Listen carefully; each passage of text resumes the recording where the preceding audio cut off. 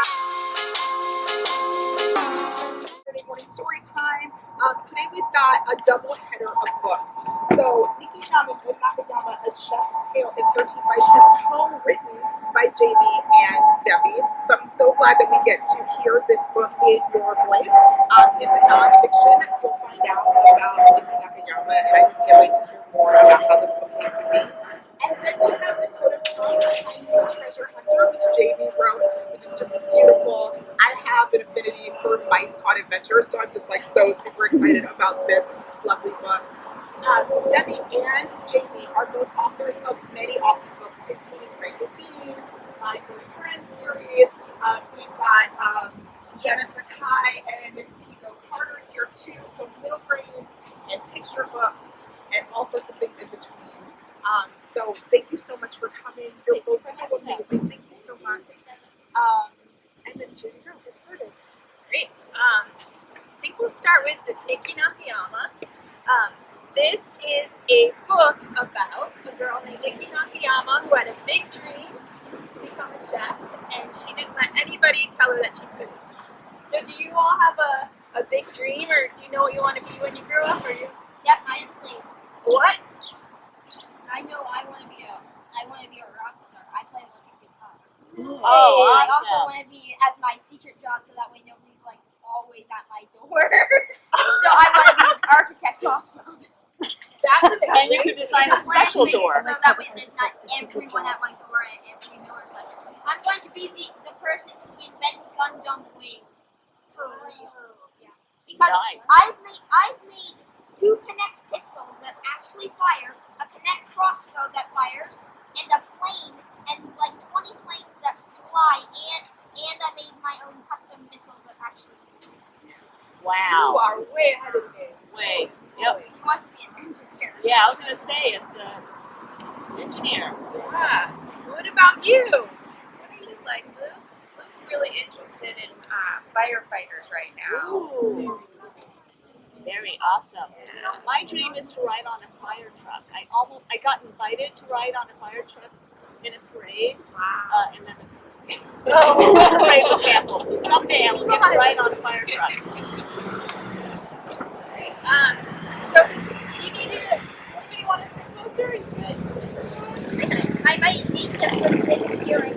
Okay. These loud, very loud. Yeah. Feel free to scooch up I if you might want. just try this. Right. So. Yeah, I also might just kind of. Oh. So this is called Niki Nakayama, A Chef's Tale in 13 Bites. And it's illustrated by Yuko Jones. In Los Angeles kitchen, a woman tells a story while cooking. If you were to visit her restaurant, you'd be served 13 dishes. Each one is a part of her tale. So this is a story of that woman told in 13 bites. Come, sit, and eat. You're about to be served a meal. Bite 1. Niki Nakayama was born in the United States. Her parents were born in Japan. Outside of Niki's house was Los Angeles. So he was learning. Inside of her house was Japan. Sometimes the two cultures felt very different, but in the kitchen they became one.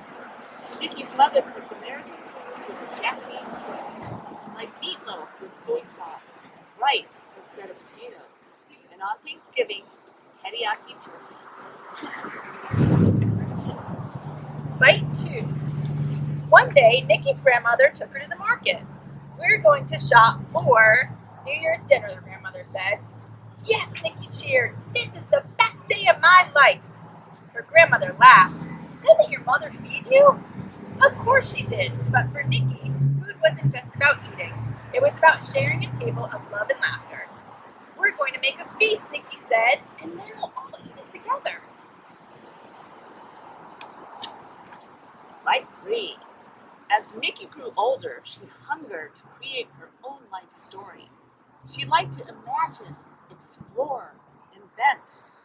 Most of all, Niki loved making up her own recipes, like mini pizzas made from jarred pasta sauce, cheese, and wonton wrappers. But when she turned 12, Niki had to help out at the family business, a seafood warehouse fancy building. The fish stared at her with dead eyes. When I grow up, Niki thought, I'll do my own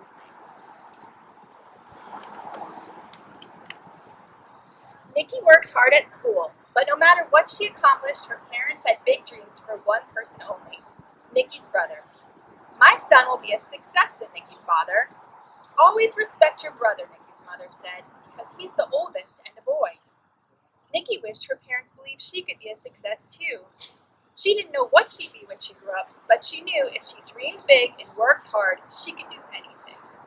Kawashi, Niki thought. I'll show them. High 5. After graduating from high school, Niki felt hungry for adventure. She traveled to Tokyo, Japan, where she spent her days discovering the city one bite at a time. Crunchy fried octopus balls, slippery udon and ramen noodles, and sweet, chewy mochi. From Tokyo, Niki took a train north to her cousin's home, a ryokan nestled in a blissful mountains. What's your favorite food?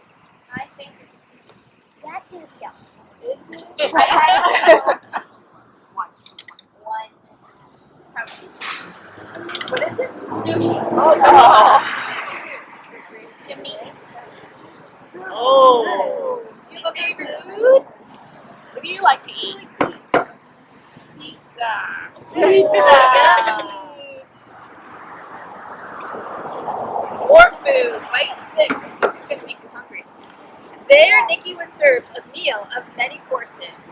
One by one, the dishes flowed like a stream. Each dish was a work of art, and each bite burst with flavor. The tomato scent brought back memories of a long ago picnic. The corn soup tasted of a warm, lazy day. Together, the courses told the story of summer. Niki learned that storytelling piece had a name, Kaziki. Inspired, Niki wanted to tell stories with food too.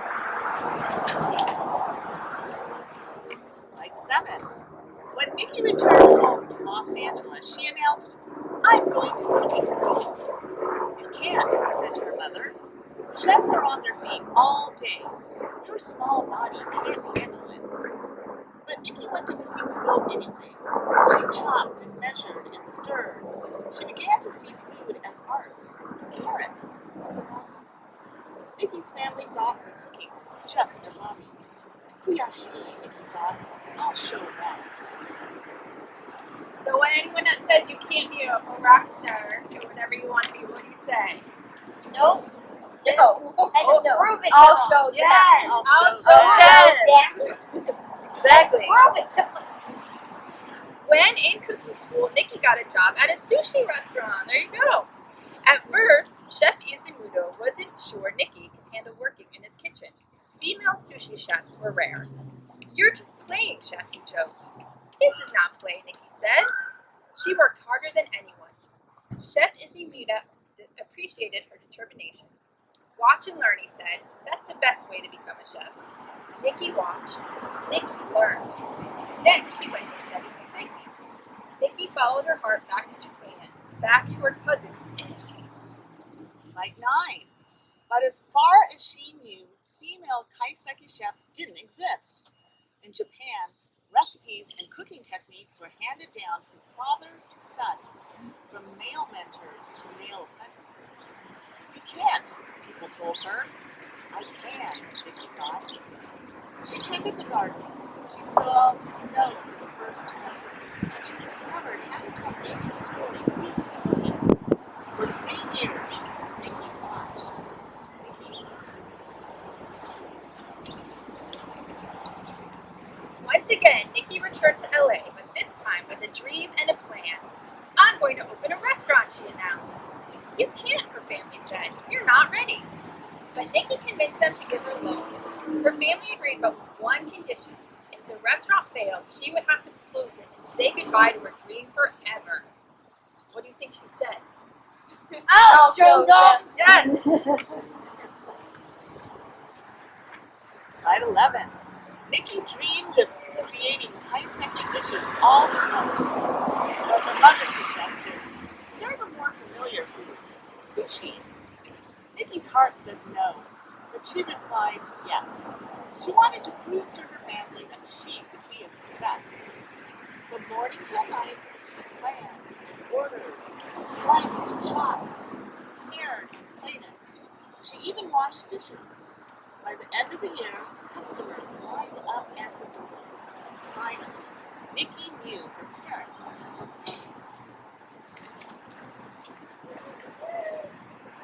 Niki dreamed of creating dishes all her own, but her mother. Oh no! I was like, Oh my god! But Niki grew tired of making.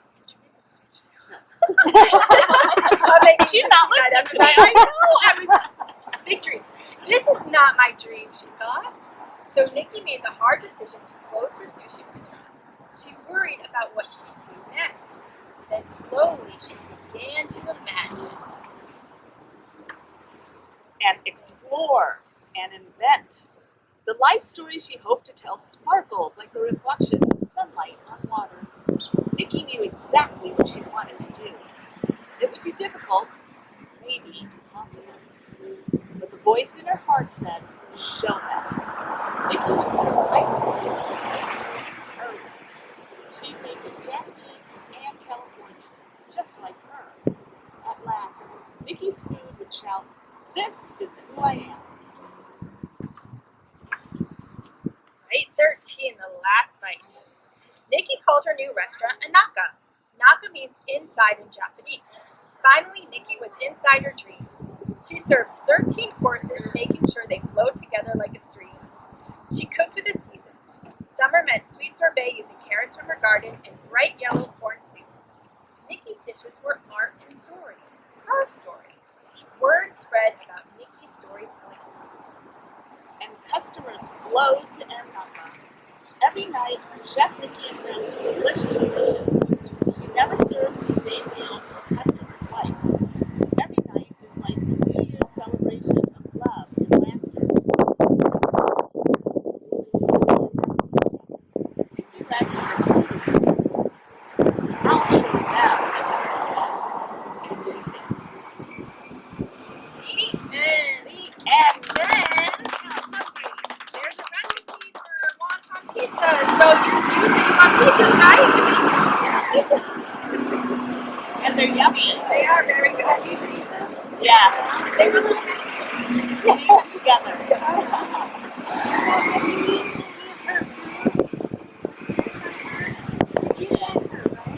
Yeah, so I ate at Anaka, the restaurant in here, and it is like a bucket list kind of dinner. It's everything is like one word. It's just so meticulous and delicious. And, so she always has 13 courses, which is why we have 13 bites in the story. It's based on traditional recipes, but she kind of like makes it up and uses helpful ingredients. So it's based on that. She landed on number 13.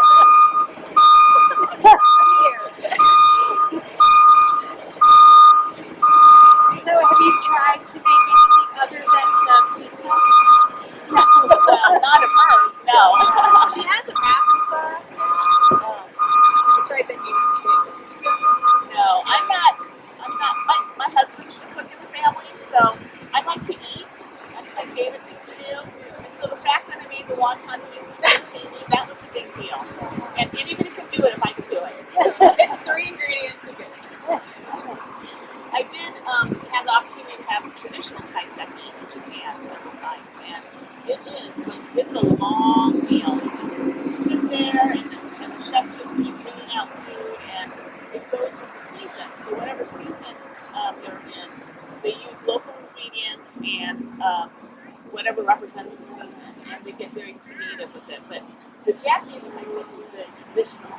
There are expectations of the kind of dishes you get, whereas Niki gets very creative. Like there's a pasta dish, right? Right. There's no pasta. I mean, there's udon and ramen, but there's not usually a pasta dish. Right. And she calls it not by tradition because her whole thing is making it her own.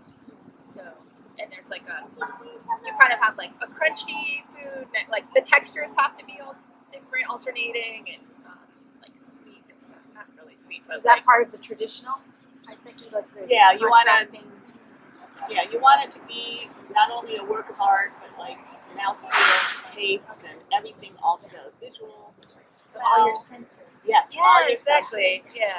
Yeah. So how many times did you hear her with Niki Nakayama? And you know, So we sent her one draft to backtrack to make sure everything was. She had no comments. She just said, "This is pretty weird." You never know when because the person's alive. Yes, because all over the internet, her age is different. All the articles and everything, they have her as 1 year older than she actually is. So she had us fix that. So we did fix that, and then we sent her the final pages. How old is she?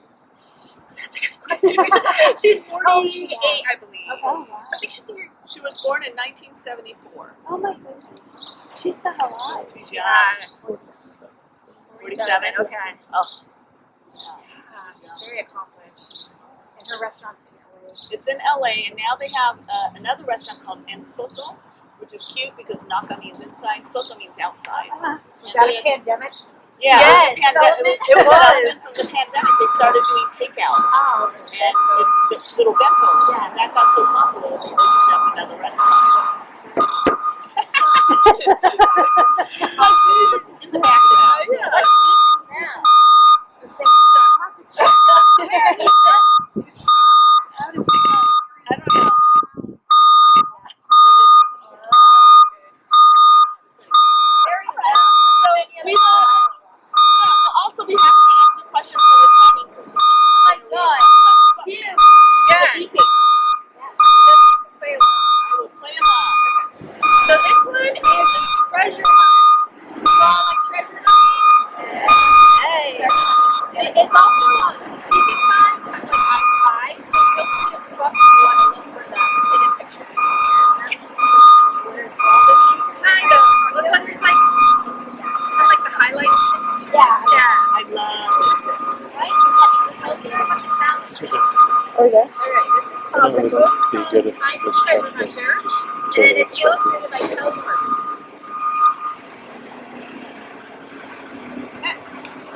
And you guys need to make it walk around. Oh yeah, that's a good one. Okay.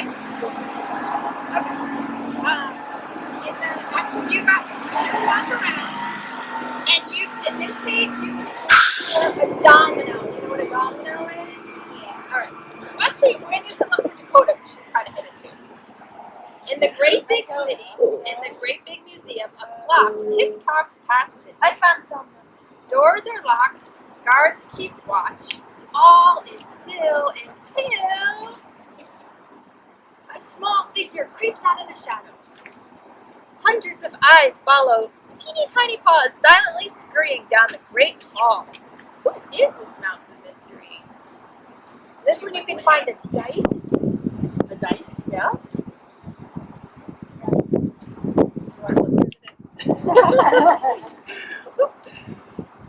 Nice.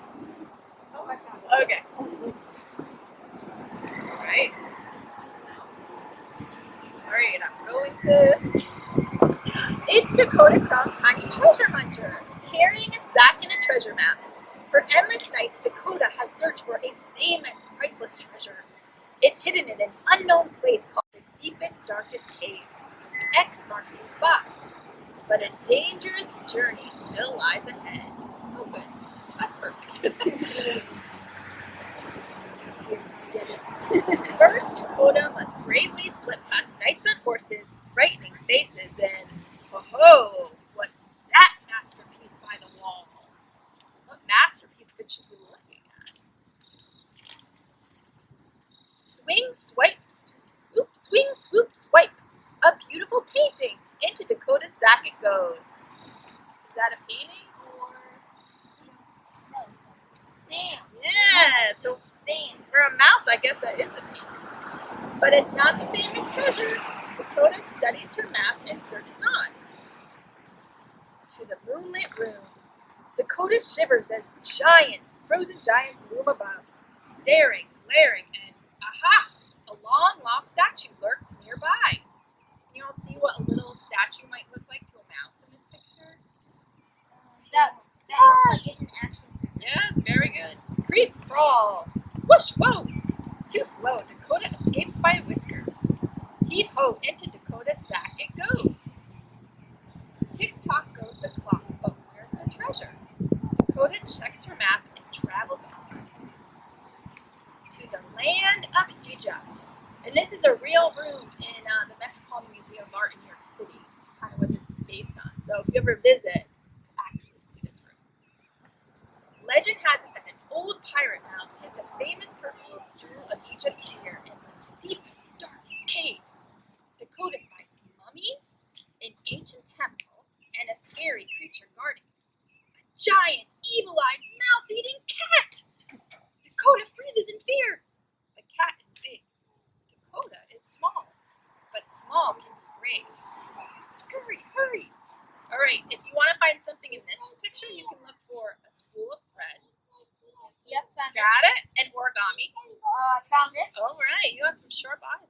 And then there's also the message. Yeah, the envelope. Yes. And then there's the cherry.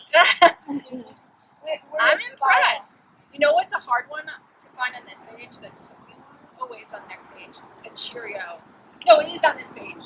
A Cheerio. It took me forever to find it. Cheerio. Yes, there it is. X marks the spot. As Dakota found the treasure at last. Up, up, up. Oh, right. Oh my. Dakota lands ear side up, clutching the purple jewel of Egypt. Oh, how it sparkles. Lick. Great flavor. Her favorite. Into Dakota's sack it goes.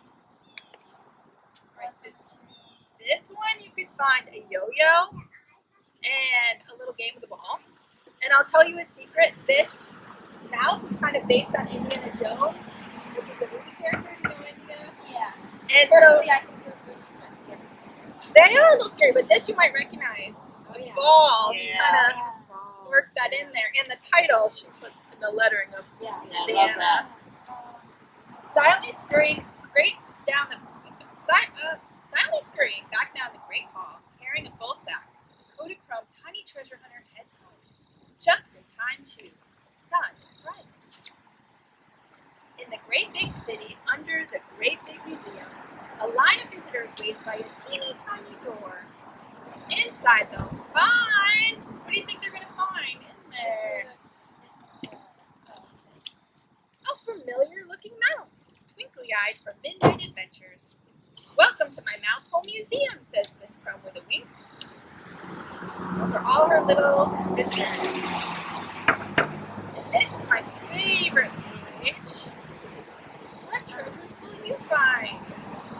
So you can spot all of her treasures in there and a lot of new ones. Of course, you can